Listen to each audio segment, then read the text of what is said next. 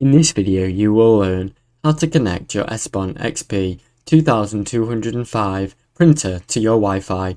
Turn on the printer, press the power button to switch on your printer, press the Wi-Fi button, hold down the Wi-Fi button on your printer until the Wi-Fi light starts flashing. Then, this puts the printer in setup mode. Enable WPS on your router. Within 2 minutes, press your WPS button on your Wi-Fi router.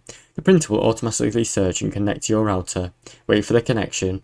When the Wi-Fi lights on your printer stop flashing and stay solid, the connection is successful.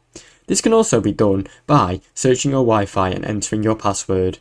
Install the espon software on your computer. Download and install the latest espon driver and setup utility for XP-2205 or from the espon website.